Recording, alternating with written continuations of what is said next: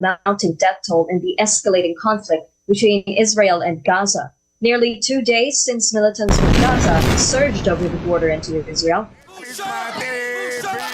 Inside an Israeli parliamentary committee Monday, some members chant shame, while others trade calls of fascist or traitor. In the wake of Hamas's unprecedented attack on southern Israel, where over 200 Israelis tragically lost their lives and more than 100 were kidnapped, the very foundation of Netanyahu's leadership is under rigorous scrutiny. Has Netanyahu's strategy, once believed to be a strength, now become Israel's Achilles heel? Did a series of calculated political moves inadvertently open the gates to this catastrophe? And can Netanyahu's administration weather the storm of accusations, failures, and the rising tide of public anger? This video delves into these pressing questions and explores whether Netanyahu's political era might indeed be approaching its end. Netanyahu has, for years, operated on a strategic framework that involved allowing Hamas a certain degree of operational freedom. This was believed to be a strategy to weaken the Palestinian Authority in Ramallah, drawing a distinction between the Palestinians in Gaza and those in Judea and Samaria. A comment from a Likud Party meeting in 2019 even highlighted this approach, with Netanyahu emphasizing the significance of bolstering Hamas. However, in light of the recent severe assault, this strategy is being rigorously re-evaluated. Could it be that this approach inadvertently granted Hamas the room they needed to mount such a massive offensive? Coupled with this strategic gamble was an alarming intelligence oversight. Top-tier agencies, renowned for their surveillance prowess, such as Unit 8200 and the Shabak, appear to have been blindsided. Grounded in what some critics label as a colonial paradigm, these agencies may have severely underestimated Hamas. Important signs, like the evident military activities Hamas executed on Gaza's beachfront, were seemingly dismissed. Was it this underestimation, born from an outdated perspective, that left Israel's defenses off guard?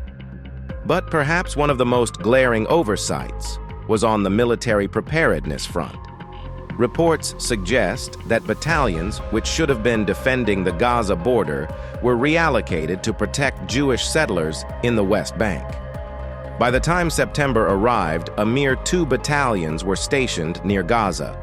This redistribution of forces suggests not just a lapse in judgment, but possibly a misalignment in threat assessment. The very fact that even during the onslaught, military units took hours to reach besieged civilians, and battalions were redirected towards settlers rather than defense, raises a significant question. Were the priorities of Netanyahu's administration misplaced, leading to a vulnerable southern border? The Israeli public sentiment adds another layer to this complex issue. The trust that citizens had in their covenant with the state appears fractured. Many, especially those near the Gaza border, felt that while they did their part in safeguarding the nation, the state, under Netanyahu's leadership, did not reciprocate. This growing feeling of abandonment and betrayal may further shake the foundations of Netanyahu's tenure. Piecing these elements together, it becomes evident that Netanyahu's administration, through a combination of strategic decisions, intelligence gaps, and military preparedness oversights, might have unwittingly set the stage for Hamas's recent catastrophic attack on Israel. The aftermath of the attack by Hamas has left a deep scar on the Israeli populace, especially the families of the kidnapped. These families are grappling not just with the pain of their loved ones being taken, but also with a profound feeling of abandonment by their own government. As chaos ensued during and after the attack, many military units took significant amounts of time to reach civilians who were under siege. This delay in response only intensified the anguish of the families waiting desperately for aid.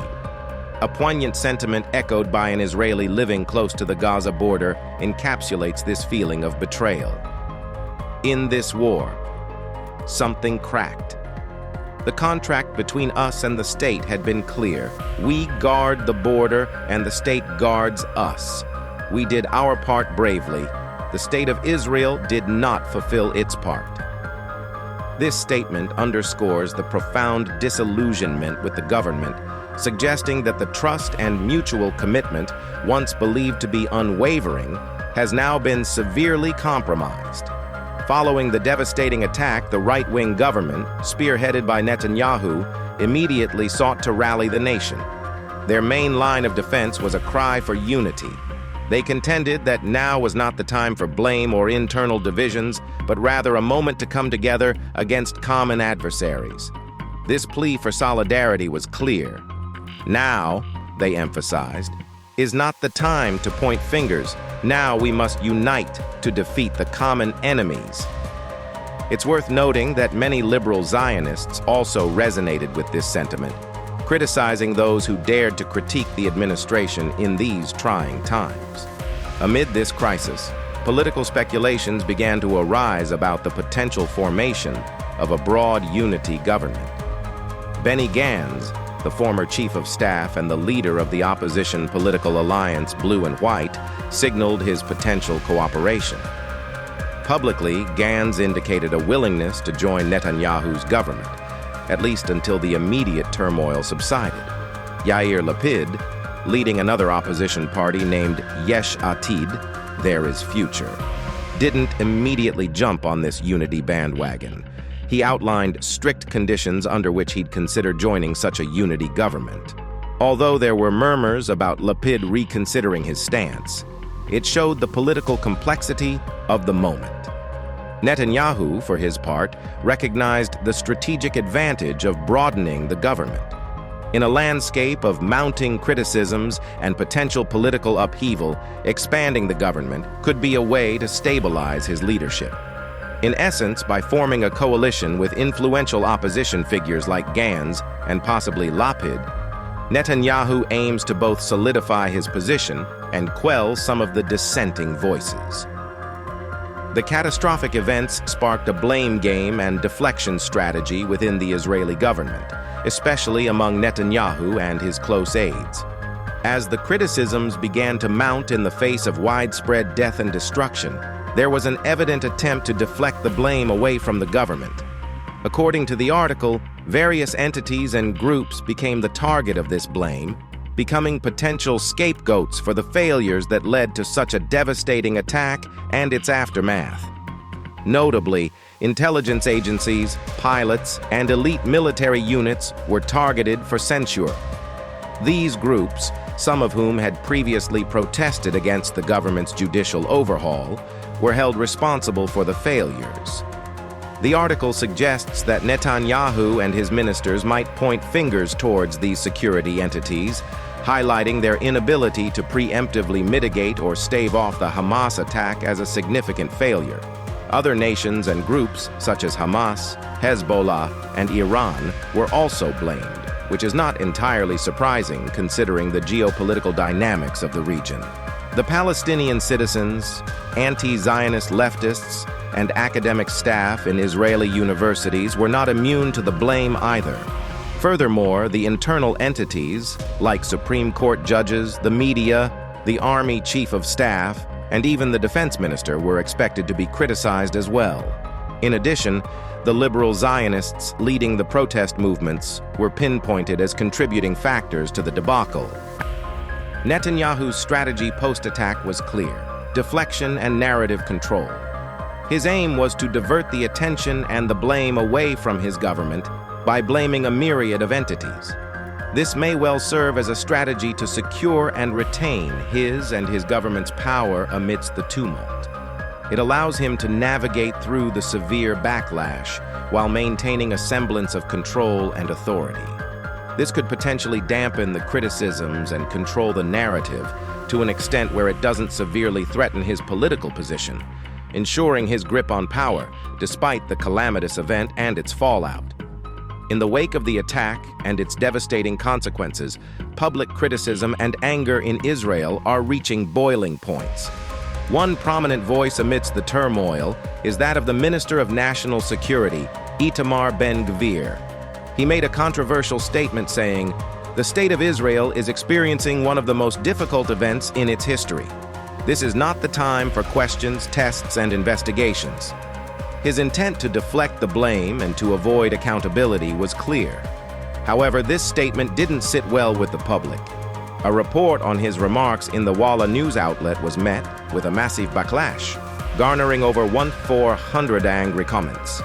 A significant number of these comments expressed not only frustration but also an outright desire to hold Ben-Gvir accountable, with some even suggesting jail or using him as a bargaining chip in exchange for the hostages taken by Hamas.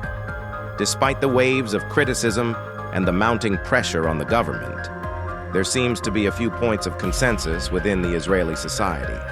One overarching sentiment is that Netanyahu has been overly cautious, even timid, in dealing with Hamas. This critique isn't isolated to any particular political group, but spans across both the liberal Zionist and far-right pro-government camps.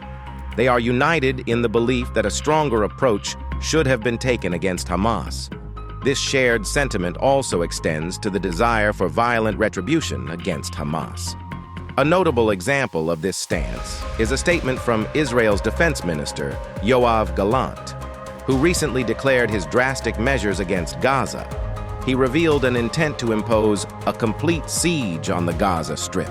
There will be no electricity, no food, no fuel, everything is closed. He went on to say, "We are fighting human animals, and we will act accordingly."